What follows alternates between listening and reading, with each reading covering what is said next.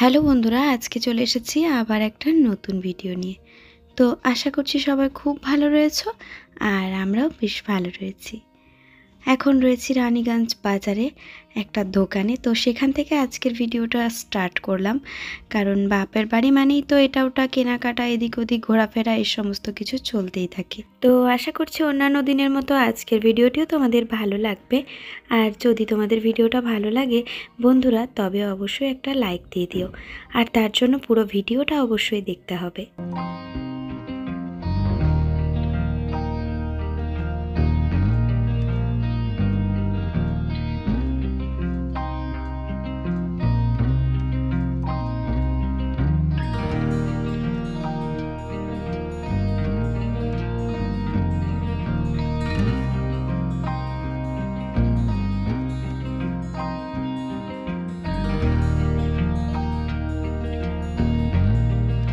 আসলে বাপের বাড়ি যখন আসলাম তখন ভাবিনি এতগুলো দিন থাকবো। তো হঠাৎই প্ল্যান প্রোগ্রাম চেঞ্জ হয়ে গেল, আর কালকে যাব আমাদের দেশের বাড়ি। তো তার জন্য আমি কিছুই নিয়ে আসিনি সেরকমের, তাই আর কি এসেছি এই কসমেটিক্সের দোকানে। একজোড়া কানের কিনলাম, আর সাথে ক্লেচার আর একটা চেন কিনলাম। তো এই সমস্ত কিছু আর কি ম্যাচিং করে করে কিনলাম। এই দোকানটাতে না সমস্ত জিনিস পাবে, যা যা দরকার। এটা রানীগঞ্জে, সম্ভবত দোকানটার নাম হচ্ছে পায়েল ভ্যারাইটিস স্টোর। তো এটা অবশ্যই বড় বাজারেই রয়েছে। আর তারপরে চলে এসেছি ডলিতে। আমি ছোটোবেলা থেকে এই দোকানে জামা কাপড় কিনে থাকি রানীগঞ্জ বাজারের। তো এই দোকানটাতে আমি যখন আমার ছেলের মতো তখন থেকে বলতে পারো জামা কাপড় কিনি। তো এখনও সেই অভ্যেসটা রয়ে গেছে। আর যেখানে যাই কিনি না কেন, বাজার আসলে এখান থেকে আমি কিছু না কিছু নেবই। তো আজকে যে সালোয়ারটা পরে রয়েছি এটা আমার মায়ের, আর এটা দেখে আর কি আমার ভীষণ পছন্দ হয়ে গেছে। তার জন্য ভাবলাম যে চলো একটা বাজার থেকে আমি সালোয়ার স্যুট নিই। তো এখানে ওই 700, 750, 800 করে পুরো 3 পিসের সেট, আর পুরো একদম কটন। কারণ আমি মায়েরটা পরে রয়েছি, এতটা সফট আর এতটা আরাম কি বলবো।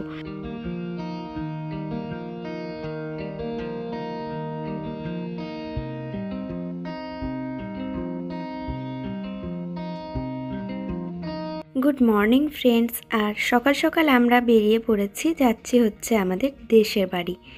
জয়দেব মেলা যেখানে হয় ঠিক সেরকম জায়গাটাতেই। এটা আর কি পশ্চিম বর্ধমানের একটা ছোট্ট গ্রাম। তো এই শাড়িটা সেদিন এই খাদি মেলার থেকে কিনেছিলাম, আর সেটা নিয়ে এসেছিলাম এখানে পিকো ফলস বসাবো বলে। যাই হোক, সেটাই আজকে পরে নিলাম, আর এখন বেরিয়ে পড়েছি। দিদি এসেছে, আর বাবা, আমি, ও এদিকে সৃজন, মা, আর রয়েছে জেঠিমা। সাথে ভাইও ছিল, যেহেতু ভাইয়ের জন্যই মানতটা ছিল, তো তার জন্য ওকে তো যেতেই হবে। তো সবাই মিলে একসাথে রেডি হয়েছি 7টার মধ্যে, আর 7টার মধ্যে আমরা বেরিয়ে পড়েছি। তবে এতটা গরম, সকাল থেকেই আর কি গাড়ির মধ্যে এসি চালাতে হয়েছিল। প্রচণ্ড পরিমাণে রোদ্দুর, আর সকাল 7টাতেই যেন মনে হচ্ছে বেলা 12টা বেজে গেছে।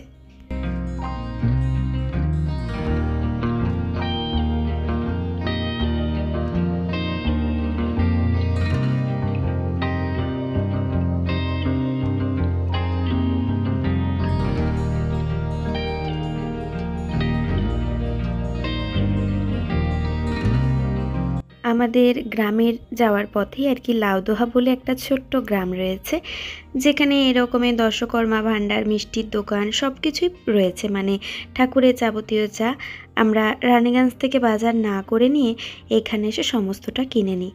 তাহলে স্নান করে সমস্ত জিনিসটা কেনাও হয়ে যায়, আর সব কিছু যেহেতু এখানে পাওয়া যায় তাই কোনো অসুবিধে নেই।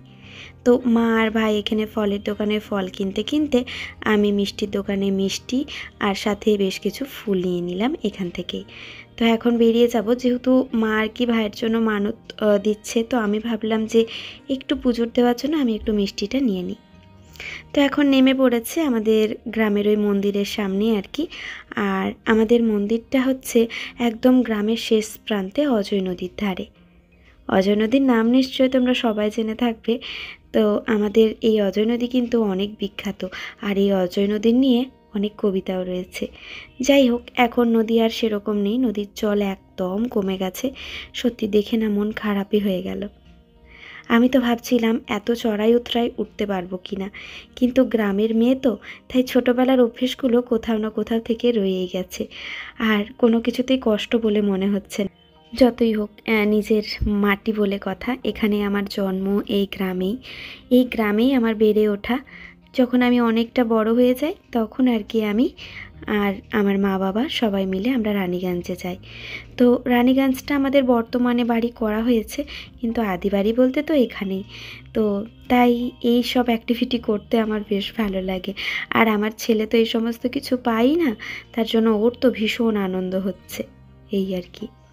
তো এরকম আর কি গ্রামের একদম শেষ প্রান্তে একটা ছোট্ট ঘরের মধ্যে আমাদের কুলদেবতা থাকে বুধরাই। আর এই যে দেখো ধান হয়েছে, এটা বলে কড়া ধান, মানে এই ধানটা আর কি যত গ্রীষ্ম পড়বে ধানের বাড়ন্ত তত বেশি হবে। তবে হ্যাঁ, অবশ্যই জলের সাপ্লাইটা তো ভীষণভাবে দরকার। আর এই যে গম হয়েছে, তো এই সমস্ত কিছু দেখে সত্যি কথা বলতে আমার নিজের ছোটোবেলার কথাটা খুব মনে পড়ে যাচ্ছে। যখন আমরা ছোট, তখন আমাদের নিজেদেরই বাড়িতে প্রচুর গম, ধান থেকে শুরু করে বিভিন্ন রকমের কলাই, শাক, আলু সমস্ত কিছু চাষ হতো। আর আজকে সেটা কমতে কমতে কমতে এমন জায়গায় এসেছে যে মাঠগুলো যেন খাঁ খাঁ করছে। তো সত্যি কতটা এই কয়েক বছরে পরিবর্তন, সব কিছু দেখেও যেন নিজের একটা মনটা কোথাও স্তব্ধ হয়ে যাচ্ছিল।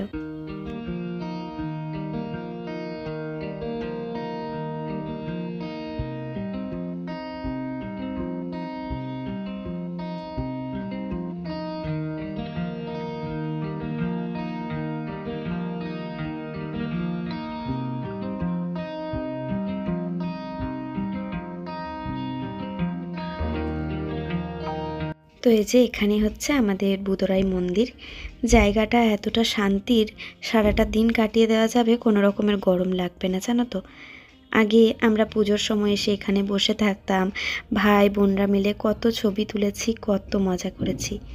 তো এই যে আমাদের বুদরাই মন্দির, 1411 সালে মন্দিরটি প্রতিস্থাপিত হয়, কিন্তু তার আগে আর কি খোলাভাবেই বাবার পুজো করা হতো।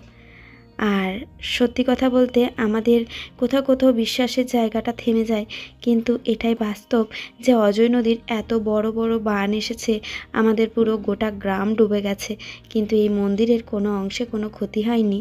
এমনকি বাবা যেখানে স্থাপিত সেই বেদের উপরেও জল পড়েনি। তো এটা ভগবানের মাহাত্ম্য ছাড়া আর কিছুই নয়। আসলে ভগবান বলতে একজনই, যিনি ওপরে রয়েছেন ওঙ্কার, আর আমরা মনের থেকে যে যাকে মেনে বড় হই। তো কারোর কাছে মা কালী বিশ্বাসের জায়গায় রয়েছে, কারোর কাছে হনুমানজি, কারোর কাছে আবার মা দুর্গা, কারো কাছে আবার স্বয়ং মহাদেব। আবার জাতিভেদে দেখতে গেলে বিভিন্ন জাতির কাছে, বিভিন্ন ধর্মের কাছে তাদের দেবদেবী। তো সেই একটা জায়গাতেই পৌঁছাই আমরা ঈশ্বর। তো আমাদের বাড়িতে সেই রকমই আমাদের বুদরাই। আমার মা, ভাই, বাবা বলো বা আমাদের জেঠিমা, কাকারা, জ্যাঠারা সবাই, আমাদের যা বংশ সবার কাছে বুদরাই। এক কথায় যেন বুদরাইকে ডাকলেই আমাদের সমস্ত মনস্কামনা পূরণ হয়ে যায়। তো সেখানে আর কি আমার মায়ের মানত ছিল যে আমার ভাইয়ের চাকরিটা হলেই মা সেখানে আর কি পুজো দিয়ে যাবে ভাই জয়েন করার আগে। তো বাবার ইচ্ছাতেই সব কিছু হয়েছে। আর দেখো এখানে কেউ গাছ লাগাতে আসেনি, তবুও কত সুন্দর সুন্দর ফুল হয়েছে। মানে অপূর্ব সৌন্দর্য যাকে বলে, প্রকৃতি নিজেই নিজেকে সাজিয়ে নিয়েছে, তাই না? তো জেঠিমা এগুলো নিয়ে এসেছিলো বসার জন্য, এগুলোতে আমরা বসেই আর কি পুজো করব এখন। আর জেঠিমা ফলগুলো সব কেটে নেবে, সাথে আমি সমস্ত কিছু পুজোর জিনিসপত্র আর কি সাজিয়ে নেব। সবাই মিলে করে নিলে কাজটা অনেক তাড়াতাড়ি হয়ে যায়। আর যেহেতু অতটা রাস্তা আমরা এসেছি, তো এখন প্রায় 9:30 মতো বেজেই গেছে। আর 9:30 থেকে 10টার মধ্যে আর কি পুজো আমাদের শুরু করে দেবে। তারপরে তো 1টা ঘন্টা লাগবেই পুজো করতে।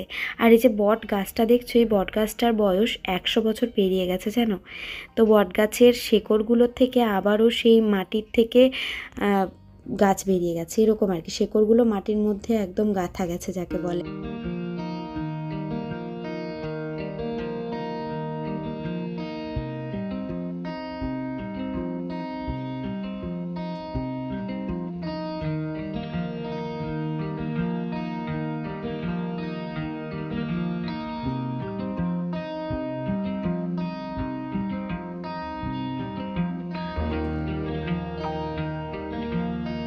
ভগবান নিজের ব্যবস্থা নিজেই করে নেন। এত এত ফুল জোগাড় হয়ে গেছে, আর এগুলো সব আমাদের বাড়ির গাছের, মানে পিসি গাছ লাগিয়েছে বাড়িতে, সেই গাছেরই ফুল। আবার কিছু কিছু আমার মা ছাদের থেকেও নিয়ে এসেছে, এই আর কি। তো প্রসাদের মধ্যে চিড়ে শীতল আর তার মধ্যে আর কি একটা ভোগ সাজাতে হয়, তো সেটাই আমি করছি। আর কিছু গোটা ফল দিয়ে নৈবেদ্য সাজাতে হয়, যেটাকে বলে অখণ্ড প্রসাদ। সেই অখণ্ড প্রসাদের সাথে আবার বেশ কিছু ফল কুচি দিয়ে নৈবেদ্যর মতো সাজাতে হচ্ছে। তো এই সব কিছু আর কি, তাই সবাই মিলে লেগে পড়েছি একদম কাজে। কারণ যদি কেউ একজন বসে থাকি তাহলে কিন্তু কাজটা অনেকটা পিছিয়ে যাবে। আর দেখো কি মাহিত্য ঠাকুরের, এখানে কলা গাছ, আর কলা গাছ থেকে কলা পাতাও পাওয়া গেছে।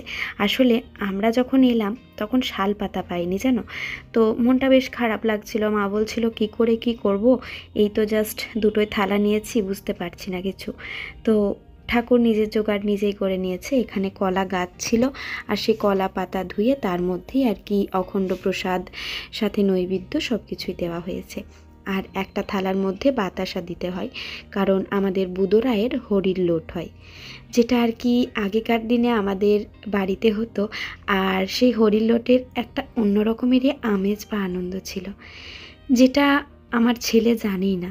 তো আমাদের সন্ধ্যের দিকে হতো হরির লোট, আর সেই হরির লোটে পাড়ার সমস্ত বাচ্চারা আসতো, এসে সবাই একসাথে কেক কুড়াতে পারে।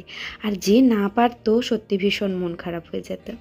তো এই আনন্দগুলো আজকালকার বাচ্চারা পায় না বললেই চলে। তবে চেষ্টা করি ছেলেকে সমস্ত আনন্দটা দেওয়ার, অল্প সামান্য হলেও। এই কয়েকজন লোকের মধ্যেও এই যে হরির লোট হলো, এই ব্যাপারটা ও বুঝলো যে হ্যাঁ এইভাবে করে হতো আর কি। এদিকে আমাদের ভোগ সাজানো হয়ে গেছে, ব্যাস এরপর ভোগ নিবেদন হবে, সাথে পুজো হবে। তার আগে আর কি আমি ধূপ দিয়ে দেব এই মন্দিরে, আর পাশেই রয়েছে কালু রায়ের মন্দির। তো এই দুটো মন্দির পাশাপাশি, তাই দুটো মন্দিরেই আর কি ধূপ দেব। এদিকে মা প্রদীপ নিয়ে এসেছিল, প্রদীপটাও দেওয়া হয়েছে, আর সাথে করে জেঠিমা মোমবাতি নিয়ে এসেছে। তো সব কিছু আর কি আগে জ্বালিয়ে তারপরেই পুজোতে বসবে কাকু।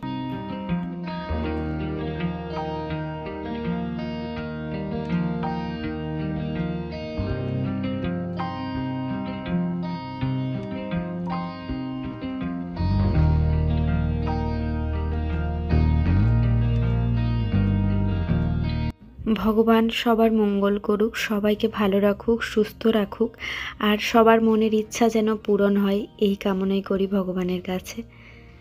আমার ভাই আজকালকার দিনের ছেলেদের মতো নয় একদমই। ওর মনের ইচ্ছে বলো বা ওর ভাব সমস্ত কিছু একদম অন্যরকম। আজকালকার ছেলেরা সত্যি কথা বলতে ভগবানে বিশ্বাসী নয়, আর ও ঠাকুরের পুজো হলে সেখান থেকে নড়বে না। তো জানি না, ওর জন্যই হয়তো ভগবান ওর জন্য ভালো কিছু করে রেখেছে। আর তোমরাও সবাই আশীর্বাদ করো যে ও যেন অনেক বড় হতে পারে, কাজের জায়গায় যেন অনেক নাম করতে পারে। তো এটাই আমাদের দিদিদের একটা ইচ্ছা, বলো, যেন আমাদের ভাই বোনেরা সবাই ভালো থাকে।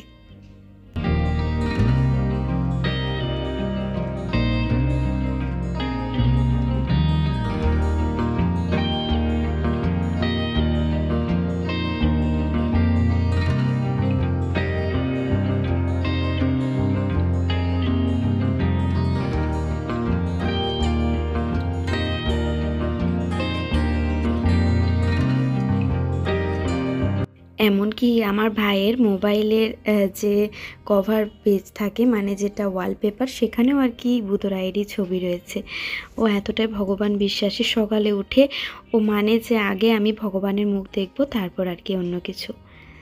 তো তোমাদেরকেও দর্শন করিয়ে দিলাম। ভোগ দর্শনে, ভগবান দর্শনে অনেকটা শান্তি মেলে, আর ভগবান তোমাদের মঙ্গল করুক, এটাই আমি ভগবানকে ডাকবো। তোমরা সকলে খুব ভালো থেকো, সুস্থ থেকো, নিজের পরিবারের সাথে হাসি খুশি থেকো, এটাই সবসময় চাই। কারণ আমরা কখনোই ভগবানের কাছে নিজেদের জন্য কিছুটা চাই না। আমরা যদি জগতের মঙ্গলটা চাই, অটোমেটিক আমাদের মঙ্গল ভগবান করবেই। তো এদিকে প্রসাদ মাখা হয়ে গেছে, এরপর প্রসাদ বিতরণ। দেখছি প্রসাদ যেই রেডি হয়েছে সেই অনেকজন এখানে এসে হাজির হয়েছে, আর সবাইকে প্রসাদ দিতে সত্যি বেশ ভালোই লাগলো। এখানে অনেক বয়োজ্যেষ্ঠ মানুষেরা হঠাৎই কোথায় থেকে এসেছেন জানি না। তো আমি এখানেও আর কি ভাবলাম যে বেশ কিছু বালক ভোজন করানো যেতেই পারে, যেহেতু প্রকৃতিটা এত অপরূপ সুন্দর আর পরিবেশটাও বেশ ভালো, তো এটার জন্য একদমই উপযুক্ত।